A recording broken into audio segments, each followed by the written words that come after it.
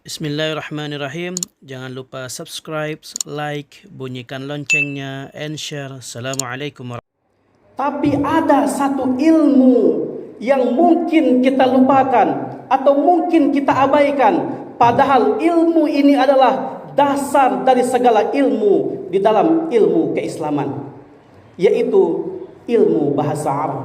Kesalahan dalam pengucapan satu huruf dalam Al-Quran bisa merubah arti dan maknanya. Antara kata-kata alim dengan alim itu berbeda maknanya dalam salat kita. Bahkan bahasa Arab ini bukan hanya kita gunakan di atas dunia saja, bahkan nanti di alam kubur kita juga ditanya menggunakan bahasa Arab. Man rabbuka, man nabiyuka, bukan menggunakan bahasa Inggris. Who is your God? Who is your prophet? Alhamdulillahi rabbil alamin. Alhamdulillahilladzi nahmaduhu ta'ala wa nasta'inuhu wa nastaghfiruhu wa nastahdihi wa natubu ilayh. Wa na'udzu billahi min shururi anfusina wa min sayyiati a'malina. Man yahdihillahu fala mudilla lahu wa man yudlil fala hadiya lahu. Ashhadu an la ilaha illallah wa ashhadu anna Muhammadan 'abduhu wa rasuluhu la nabiyya ba'dahu. Allahumma fasalli wa sallim wa barik ala hadha an-nabiyyil karim wa ala alihi wa ashabihi rasulillahi ajma'in. Amma ba'du fa ya ibadallah, usikum wa nafsi bi taqwallah faqad fazal muttaqun. Ya ayyuhalladzina amanu taqullaha haqqa tuqatih wa la tamutunna illa wa antum muslimun. Ya ayyuhalladzina amanu taqullaha wa qulu qawlan sadida yuslih lakum a'malakum wa yaghfir lakum dhunubakum wa man yuti'illaha wa rasulahu faqad faza fawzan 'azima. Qala Allah ta'ala fil Qur'anil Karim wa huwa asdaqul qailin. A'udzu billahi minasy syaithanir rajim. Bismillahirrahmanirrahim. Inna anzalnahu Qur'anan 'arabiyyan la'allakum ta'qilun. Shadaqallahul 'alim wa balagha rasuluhul habibul karim wa nahnu 'ala dhalika minasy syahidin wasyakirin. Walhamdulillahi rabbil alamin. Qabla kulli syai' haya nashkurullaha jalla jalaluhu alladhi qad atana ni'aman katsiratan حتى نستطيع أن نجتمع في هذا المسجد نور الأنوار المبارك وفي هذه المناسبة المباركة لأداء صلاة الجمعة جماعة. صلاة وسلاما دائمين متلازمين إلى حبيبنا وشفيعنا ومولانا محمد صلى الله عليه وسلم. اللهم صل على محمد وعلى آل سيدنا محمد. Jemaah Jumat yang dimuliakan oleh Allah Subhanahu wa taala, selaku khatib pada kesempatan yang berbahagia ini tidak lupa berwasiat khususnya kepada diri khatib pribadi dan umumnya kepada kaum muslimin. Mari kita selalu dan senantiasa meningkatkan keimanan dan ketakwaan kita kepada Allah Subhanahu wa taala. Mari kita sejenak meninggalkan urusan-urusan duniawi kita.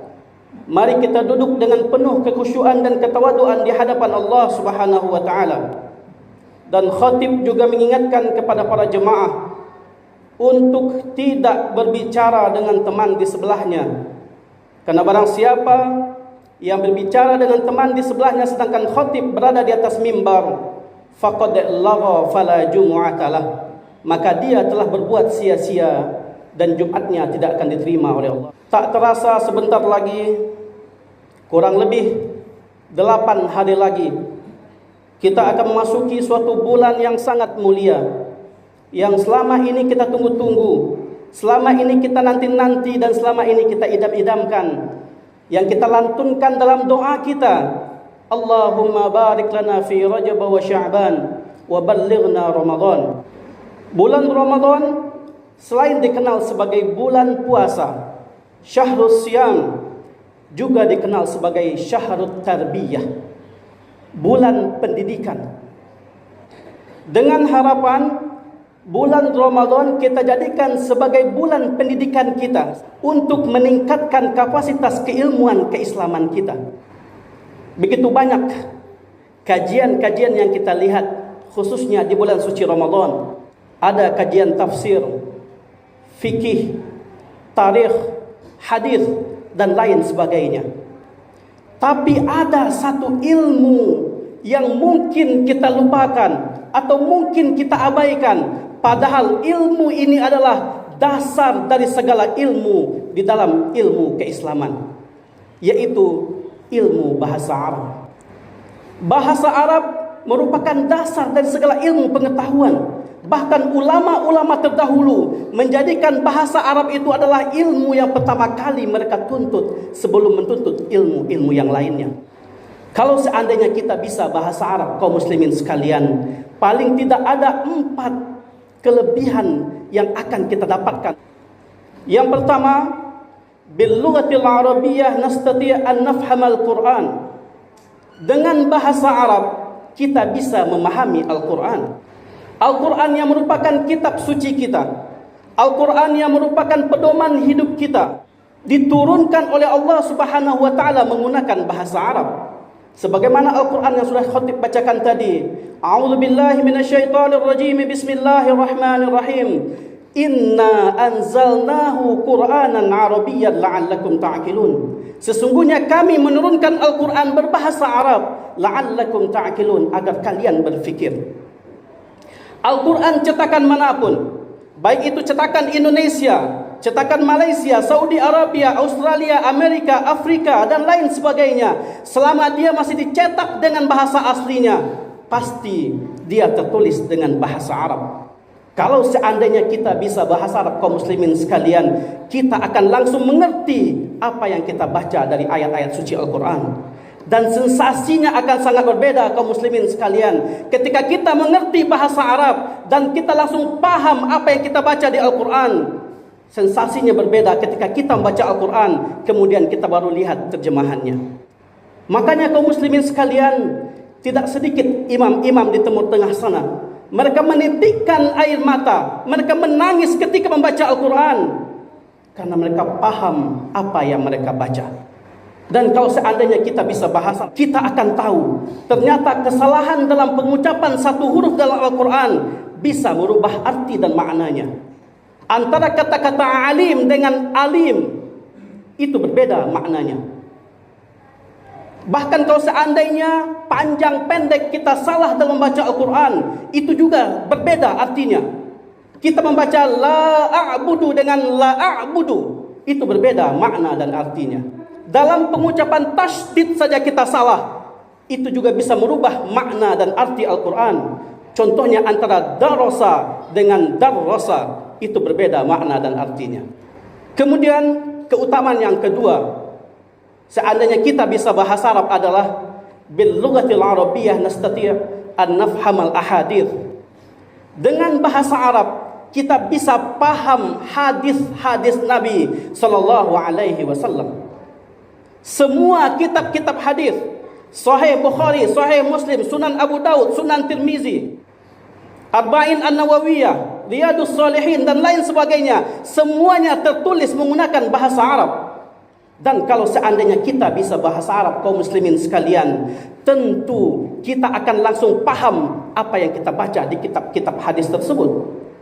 Dan kalau seandainya kita langsung paham apa yang kita baca, itu seakan-akan kita merasa bahwasanya Nabi Muhammad SAW sedang berbicara langsung kepada kita. Kemudian keutamaan yang ketiga, li'anna al-lughatal arabiyyah hiya lughatu ahlil jannah. Karena bahasa Arab itu merupakan bahasa penghuni surga.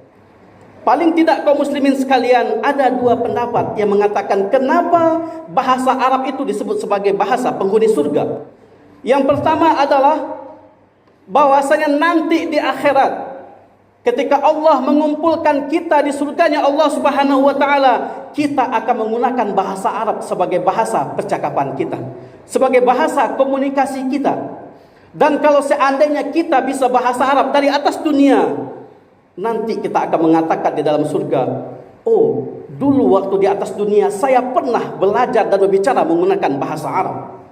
Sebagaimana ahli surga ketika diberikan buah-buahan oleh Allah Subhanahu wa taala, qalu hadzal ladzi ruziqna min qablu wa utu bihi mutasyabiha. Ketika penghuni surga itu diberikan buah-buahan oleh Allah Subhanahu wa taala, oh dulu kami waktu di atas dunia pernah diberikan rezeki seperti ini oleh Allah Subhanahu wa taala. Kemudian pendapat yang kedua, kenapa bahasa Arab disebut sebagai bahasa penghuni surga adalah karena kalau seandainya kita bisa bahasa Arab, itu insya Allah akan mempermudah kita masuk surganya Allah Subhanahu wa taala. Kenapa? Karena kalau seandainya kita bisa bahasa Arab, tentu kita akan paham khasanah keilmuan Islam. Kita akan paham Al-Quran beserta tafsirnya. Kita akan paham hadis beserta syarahnya. Kita akan paham kitab-kitab berbahasa Arab yang notabene tertulis dengan bahasa Arab. Banyak ilmu Islam itu tertulis dengan bahasa Arab. Tentu berbeda kaum muslimin sekalian. Ketika kita membaca kitab aslinya dengan membaca terjemahan, biasanya kitab-kitab terjemahan sudah terkontaminasi oleh pemikiran dari penerjemahnya. Kata Ibnu Taimiyah rahimahullah, beliau mengatakan, fa inna nafsal lughatil arabiyyah minad din, maka sesungguhnya bahasa Arab itulah bagian dari agama. Ini sama seperti perkataan Umar bin Khattab radhiyallahu an, ta'allamul arabiyyata fa innaha min dinikum. Pelajarilah bahasa Arab karena bahasa Arab merupakan bagian dari agama kalian.